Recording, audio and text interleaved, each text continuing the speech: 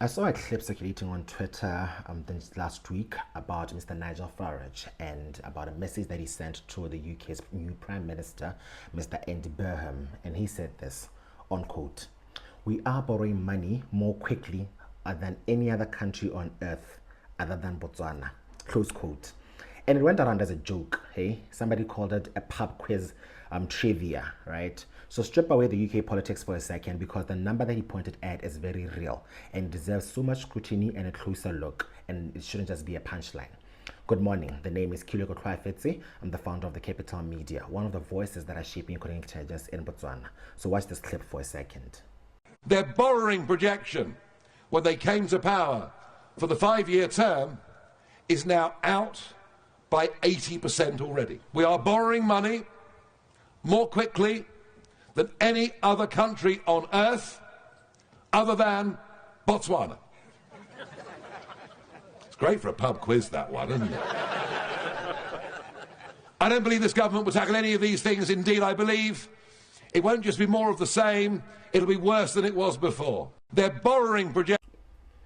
I think sometimes we need to look at some of these and conceptualize the numbers in the context in which they respect. So here's where Botswana's actual debt currently stands, right? So according to Bank of Botswana's own 2025 annual report, government debt has reached an estimated 90 billion Pula by December of 2025, and that is just about 33% of GDP. And domestic debt alone was just about 56 billion Pula, which is about 20% of GDP, and already it stretches beyond government's own domestic borrowing limit. And then add external debt to that, which is another 34 billion Pula. Something to worry about just for a minute there. So the Minister of Finance, Hon Ndaba Gaolathe, told Parliament this year that the ratio had headed towards just about 45% within 2 years. And Botswana's statutory ceiling had always been about 40% for the past 2 decades. So in March, Mr. Ndaba Gaolathe actually went back to Parliament again. And not with a plan to slow down the trajectory, but a bill to raise in the ceiling itself. Not to 45% as yet projected, but to 60% of GDP. And Parliament went ahead and passed this bill. The International Monetary Fund had actually recommended at most 50% of GDP, and government asked for more room than that. Whether this is concerning to you as a regular Botswana is something that you want to be considerate of. Unfortunately, there are consequences if this is not managed entirely. Firstly, it means that borrowing gets more expensive. 3-month treasury bills are already closing above 10.5%, and this is nearly double the current rate that is prescribed by the Bank of Botswana, which is 5.5%, right? And that gap is exactly the market quietly pricing risk before anybody can actually say the word risk. Secondly, the credit rating agencies are already watching. You remember in March, Standard & Poor's or S&P actually priced Botswana and downgraded Botswana's rating from a triple B minus, or rather to a triple B minus, with a negative outlook in terms of what Botswana was actually projected to work towards. And a rising debt trajectory, even one that is now sitting within the limit of 6% that has now been legalized by Parliament, is exactly the type of trend that turns a negative outlook into something more structural, and it can actually result in another actual downgrade. And then thirdly, every Pula that is spent on servicing our debts means what it's now rediverted into other priority areas that could have been towards infrastructure development, healthcare, education, defense, and all other strategic initiatives that government should be focusing on altogether.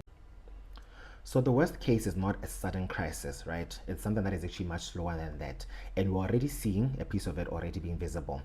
Botswana used to cover its budget shortfalls, right, with savings, which is the government investment account that is held at the Bank of Botswana.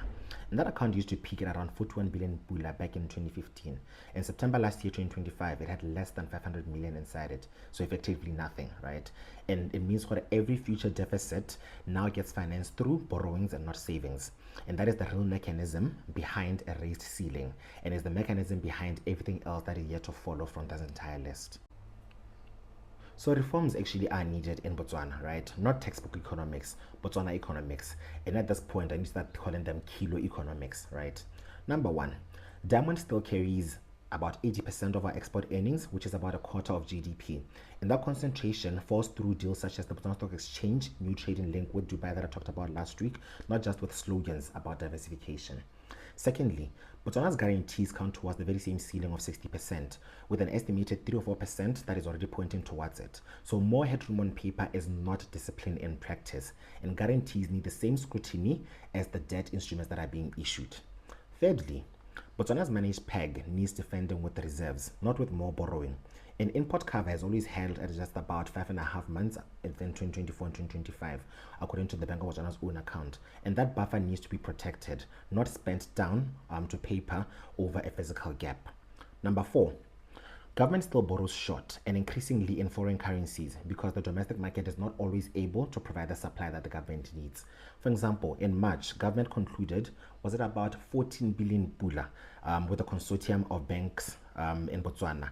And for the first time in Botswana's history, part of this was financed within US dollars and euros, not just in Pula.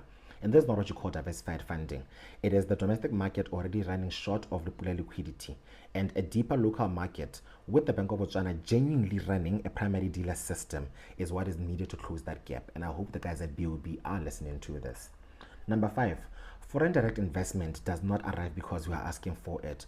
It arrives because we have a credible system, and the infrastructure as well needs to be credible. And the Dubai link is just one example of that, and we need more of such incentives.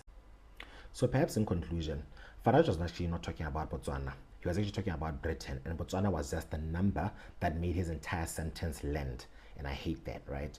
And unfortunately, this is our number. The Minister of Finance needs to be alive to such scrutinies, and we cannot allow Botswana to be showcased like this, as an example like this, within the international public global stage.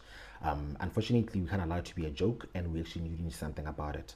Members of Parliament also need to hold this to task and actually try to see where exactly our country is going.